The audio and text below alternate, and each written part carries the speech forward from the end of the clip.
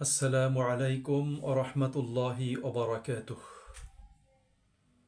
পরম করুণাময় আল্লাহ পাকের অপার অনুগ্রহে রহমতে আমরা রমাদানের পূর্ণ এক মাস সিয়াম পালন এবং অন্যান্য ইবাদতের মাধ্যমে আমরা সময়টা পার করেছি।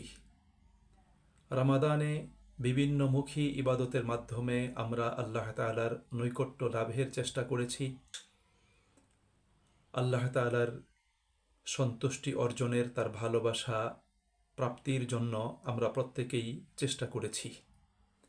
রামাদানে আমরা বহুমুখী কল্যাণকর কাজ করে যেমনিভাবে আল্লাহ পাকের নিকট থেকে পুরস্কার লাভ করার এবং নিজেদের গুনাহ মাফ করার যে কোয়ালিটি এবং যোগ্যতা অর্জন দরকার, সেটা আমরা প্রত্যেকেই করার জন্য চেষ্টা করেছি।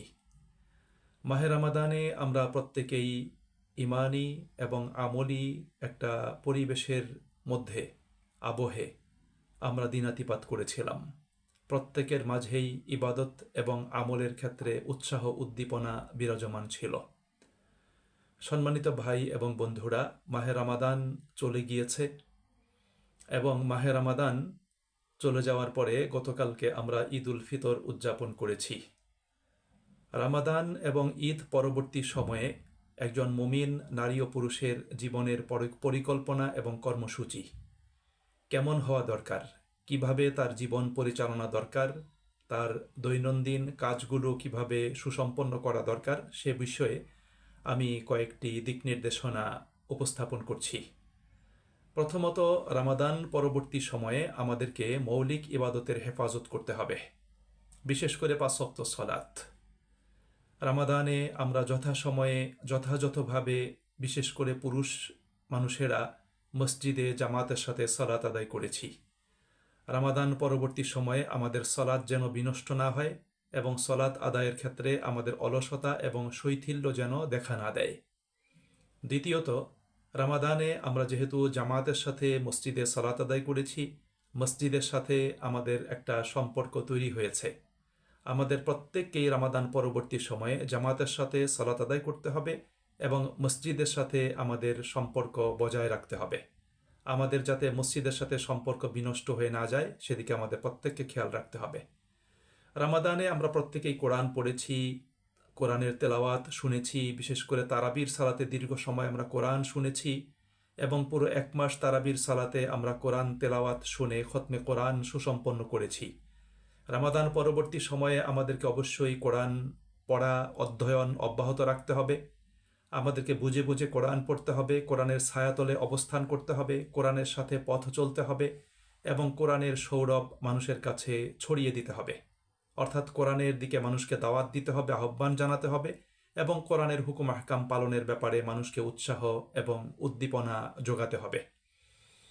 রামাদান চলে গিয়েছে, তারপরেও আমাদেরকে কিছু নফল রোজার জন্য আমাদেরকে অবশ্যই সবসময়ই চেষ্টা করতে হবে। বিশেষ করে আমরা রামাদান পরবর্তীতে শাওয়ালের 6টি রোজা রাখতে হবে। রসুল করিম সাল্লাল্লাহু আলাইহি ওয়াসাল্লাম বলেছেন, যে ব্যক্তি রামাদানের সিয়াম পালন করলো অতঃপর শাওয়াল মাসে 6টি রোজা রাখলো, আল্লাহ রাব্বুল আলামিন তাকে পূর্ণ 1 বছর রোজা রাখার নেকি দান করবেন। এই শাওয়ালের রোজাগুলো আমরা রেখে ফেলবো ইনশাল্লাহ। এগুলো একসাথে 6টি রোজা রাখা যাবে, আবার শাওয়াল মাসে ভেঙে ভেঙেও 6টি রোজা পালন করা যাবে। আমরা ইনশাল্লাহ রামাদানের পরবর্তী সময়ে চেষ্টা করব সপ্তাহে অন্তত 2টো রোজা, সোমবার বৃহস্পতিবার রোজা রাখার জন্য। যদি সেটা সম্ভব না হয়, প্রতি মাসে আইয়ামে বীদের 3টি রোজা, আরবি মাসের 13, 14, 15 তারিখ এই রোজাগুলো রাখার জন্য আমরা প্রত্যেকেই চেষ্টা করব ইনশাআল্লাহ।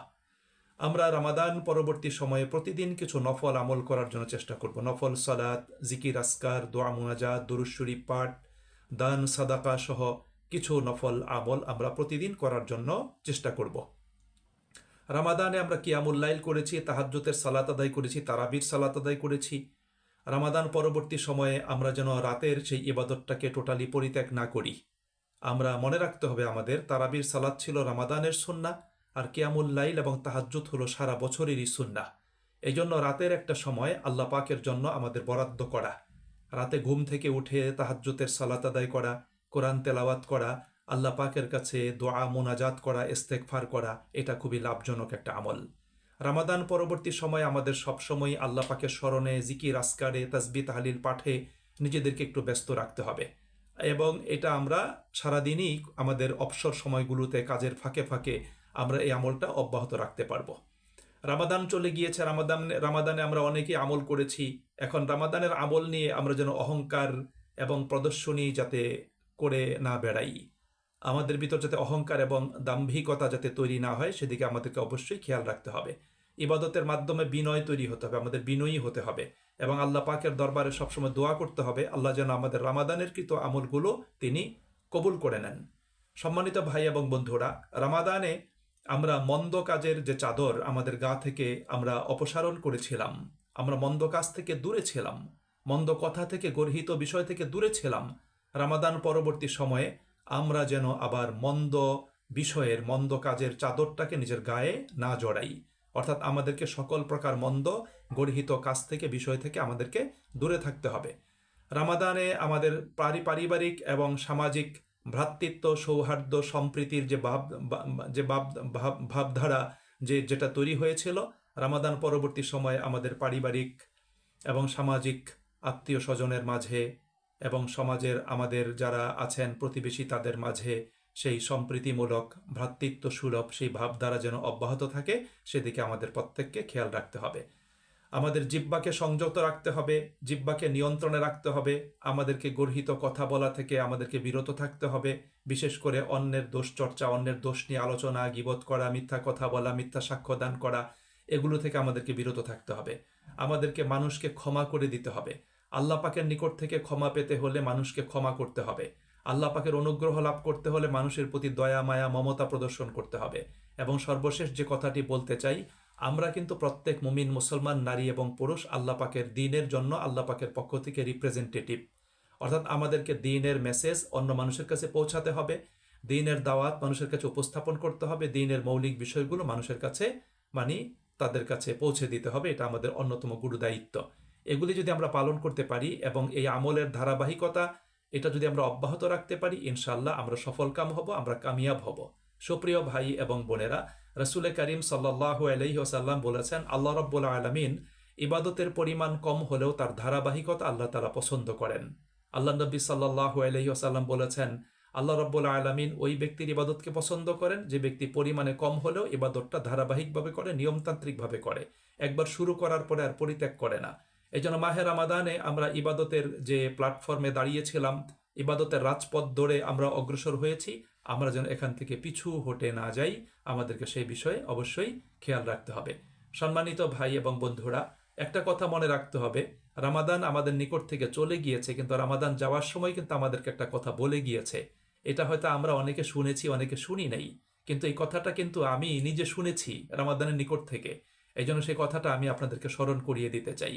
রামাদান চলে গিয়েছে, চলে যাওয়ার সময় রামাদান ছোট্ট একটা কথা দুনিয়ার সমস্ত মুমিন মুসলমান নারী পুরুষদের কাছে বলে গিয়েছে। সেটা হলো যে আমি রামাদান চলে যাচ্ছি, তোমরা তোমাদের ঈমান এবং আমলের যত্ন নিও। সুপ্রিয় ভাই এবং বন্ধুরা, রামাদান বলে গিয়েছে আমি চলে যাচ্ছি, তোমরা তোমাদের ঈমান এবং আমলের যত্ন নিও। সুপ্রিয় ভাই এবং বন্ধুরা, রামাদানে আমরা ঈমান এবং আমলের যত্ন নিয়েছিলাম, রামাদান পরবর্তী সময়েও আমরা প্রত্যেকেই নিজেদের আমল এবং ঈমানের যত্ন নিব ইনশাআল্লাহ।